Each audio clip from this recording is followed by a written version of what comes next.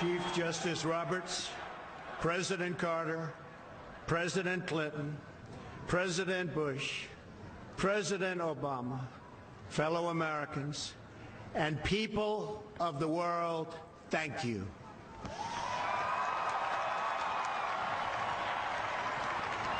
We, the citizens of America, are now joined in a great national effort to rebuild our country and restore its promise for all of our people.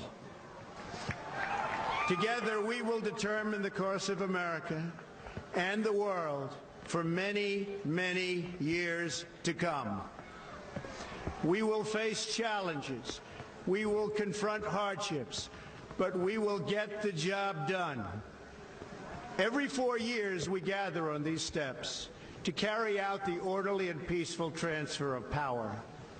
And we are grateful to President Obama and First Lady Michelle Obama for their gracious aid throughout this transition.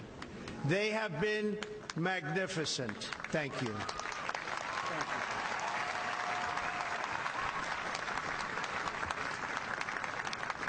you. Today's ceremony, however, has very special meaning, because today we are not merely transferring power from one administration to another or from one party to another, but we are transferring power from Washington, D.C., and giving it back to you, the people.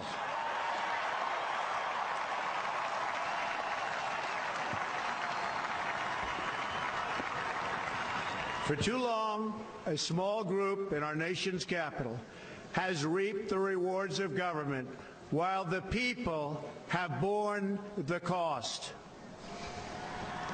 Washington flourished, but the people did not share in its wealth. Politicians prospered, but the jobs left and the factories closed. The establishment protected itself, but not the citizens of our country. Their victories have not been your victories. Their triumphs have not been your triumphs. And while they celebrated in our nation's capital, there was little to celebrate for struggling families all across our land.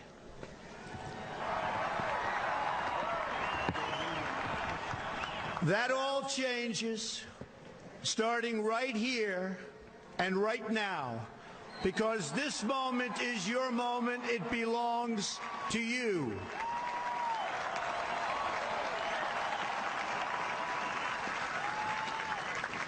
It belongs to everyone gathered here today and everyone watching all across America. This is your day. This is your celebration. And this, the United States of America, is your country.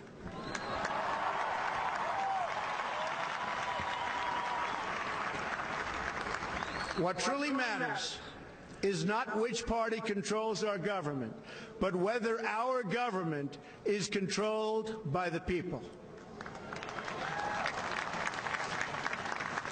January 20th, 2017 will be remembered as the day the people became the rulers of this nation again.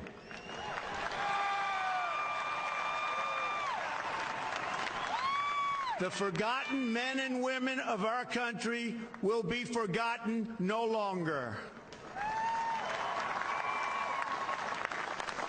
Everyone is listening to you now. You came by the tens of millions to become part of a historic movement, the likes of which the world has never seen before.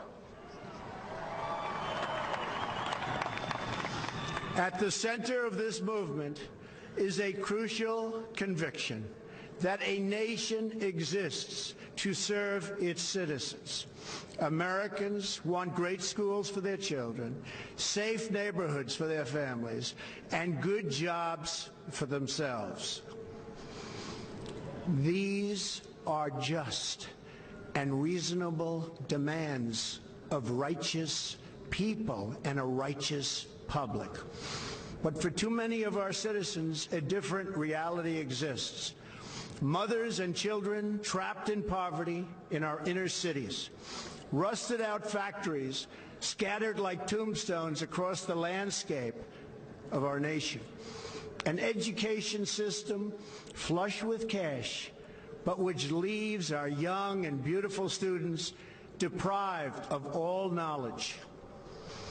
And the crime, and the gangs, and the drugs that have stolen too many lives and robbed our country of so much unrealized potential. This American carnage stops right here and stops right now.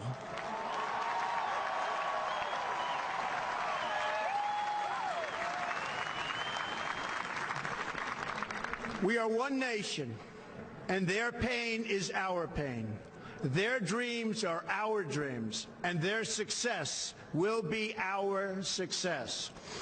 We share one heart, one home, and one glorious destiny. The oath of office I take today is an oath of allegiance to all Americans.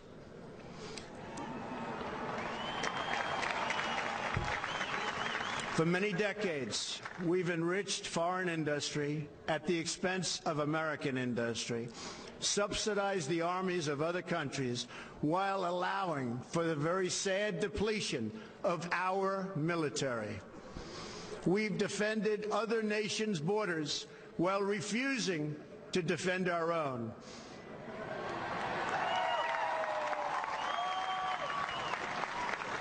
And spent trillions and trillions of dollars overseas while America's infrastructure has fallen into disrepair and decay.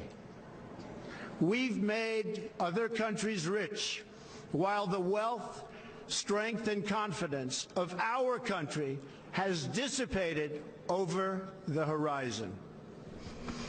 One by one, the factories shuttered and left our shores, with not even a thought about the millions and millions of American workers that were left behind. The wealth of our middle class has been ripped from their homes and then redistributed all across the world. But that is the past, and now we are looking only to the future.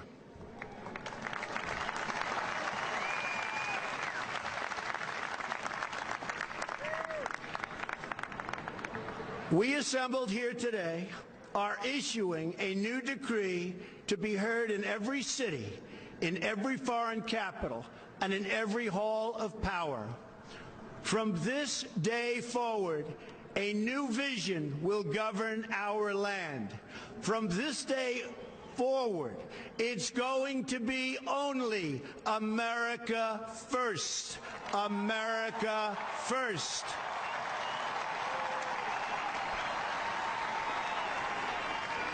Every decision on trade, on taxes, on immigration, on foreign affairs will be made to benefit American workers and American families. We must protect our borders from the ravages of other countries making our products, stealing our companies, and destroying our jobs.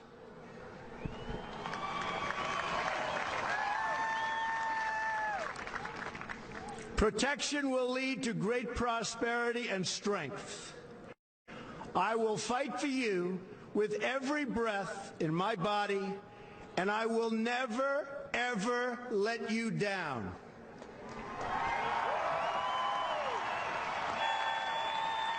America will start winning again, winning like never before.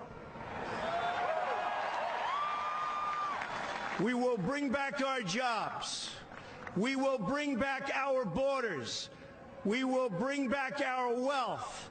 And we will bring back our dreams.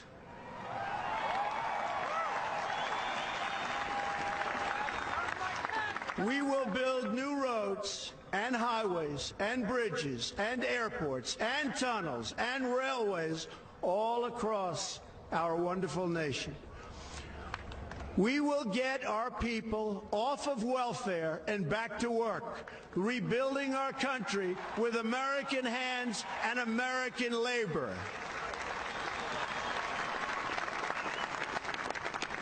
We will follow two simple rules: buy American and hire American. We will seek friendship and goodwill with the nations of the world, but we do so with the understanding that it is the right of all nations to put their own interests first. We do not seek to impose our way of life on anyone, but rather to let it shine as an example. We will shine for everyone to follow. We will reinforce old alliances and form new ones and unite the civilized world against radical Islamic terrorism, which we will eradicate completely from the face of the earth.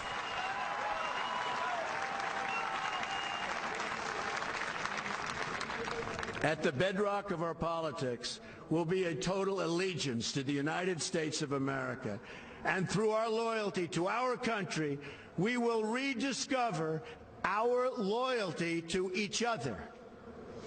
When you open your heart to patriotism, there is no room for prejudice.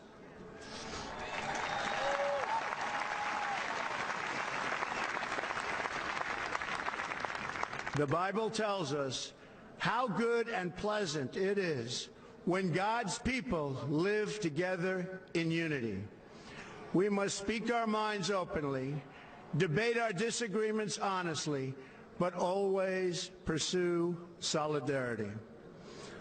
When America is united, America is totally unstoppable.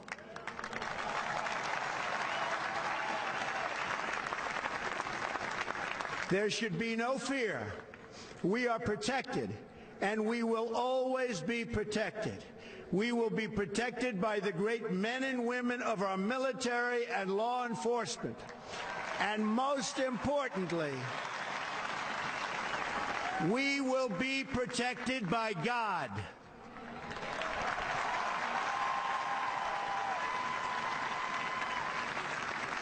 Finally, we must think big and dream even bigger. In America, we understand that a nation is only living as long as it is striving. We will no longer accept politicians who are all talk and no action, constantly complaining but never doing anything about it.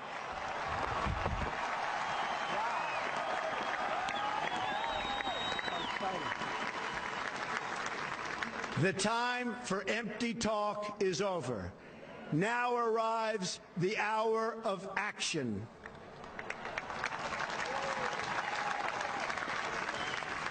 Do not allow anyone to tell you that it cannot be done. No challenge can match the heart and fight and spirit of America. We will not fail. Our country will thrive and prosper again. We stand at the birth of a new millennium, ready to unlock the mysteries of space, to free the earth from the miseries of disease, and to harness the energies, industries, and technologies of tomorrow. A new national pride will stir our souls, lift our sights, and heal our divisions. It's time to remember that old wisdom our soldiers will never forget, that whether we are black or brown or white, we all bleed the same red blood of patriots.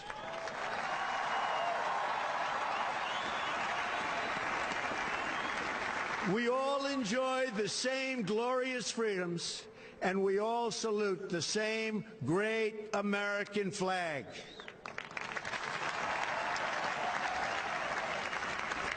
And whether a child is born in the urban sprawl of Detroit or the windswept plains of Nebraska, they look up at the same night sky, they fill their heart with the same dreams, and they are infused with the breath of life by the same Almighty Creator.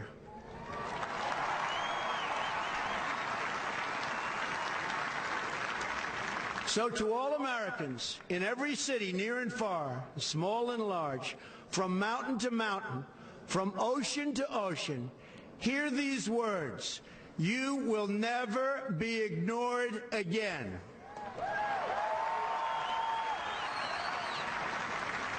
Your voice, your hopes, and your dreams will define our American destiny. And your courage and goodness and love will forever guide us along the way. Together, we will make America strong again.